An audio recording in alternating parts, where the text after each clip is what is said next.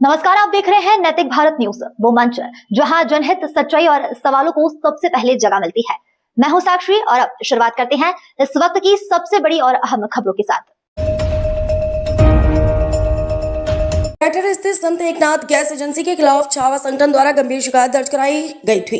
तहसीलदार के आदेश के बाद आपूर्ति अधिकारी कैलाश बहुरे और उनकी टीम ने जांच कर रिपोर्ट भी तैयार की, लेकिन शिकायत करने वालों को ही रिपोर्ट देने में टालमटोल की जा रही, जिससे मामला और अधिक संदिग्ध बनता जा रहा है। अगर सब कुछ नियमों के अनुसार हुआ है तो रिपोर्ट देने में डर किस बात का? जनता की परेशानी को नजरअंदाज कर अधिकारियों की घुमावदार भूमिका आखिर किसे बचाने के लिए है?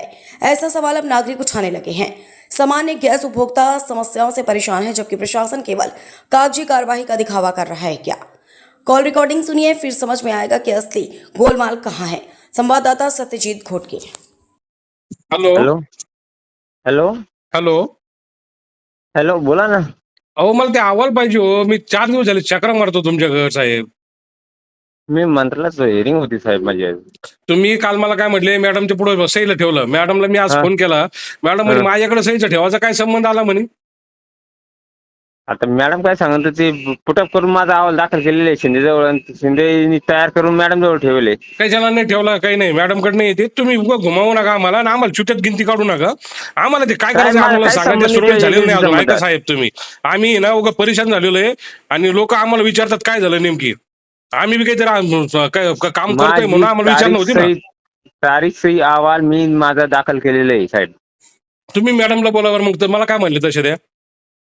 मला काय माहिती तुम्हाला कशामुळे भरले ते. मग मी विचारलं ना त्यांना. नाही ते म्हणल्यानंतर असं तरी मी तिथे direct एवढं अहवाल म्हणले. ज्यावेळी सेम नाही, डे नाही, मध्ये ते अहवाल एवढं म्हणले. माझा दाखल करून दिले. हा? सेम डे मध्ये माझा अहवाल दाखल करून दिलं मी. कोणाकडे दाखल केलं तुम्ही? मॅडमकडे? हा. एकच मिनिट, मी लाईनवर घेतो मॅडम. हॅलो. मी मॅडमला लाईनवर घेतो. मला नाही बोलता येणार मॅडम सोबत, कसं काय बोलू मी? अहो, तुम्ही म्हणतात मॅडम म्हणतात माझ्याकडे अहवाल नाही आला, तुम्ही म्हणतात दाखल केला. मग मला काहीतरी मी कन्फर्म दाखल केलेलं आहे, माझी ओसी दाखवतो तुम्हाला. आता तुम्ही असं नाही जमत हो. मी एक मंत्रालयात दिवसभर मंत्रालयात होतो. मी आता तुम्हाला फोन बघितला, तुम्ही त्याच्यामुळे फोन लावला. मी तुमचा पहिला फोन बघितला. मी तुम्हाला एक नाही, तुम्हाला 6 फोन लावल्या दिवसभरात. एक तर शिंदे म्हणतात माझ्या हातात काही नाही, सगळं तुमच्याकडे. तुम्ही जर मरात नाही 2-3 दिवस झाले.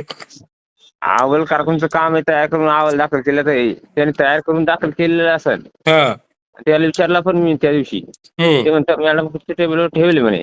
याच्या पलीकडे मला नाही माहिती आहे ना. मग म्हणून तर म्हणतो ना, मग मॅडम म्हणतात माझ्याकडे आला नाही.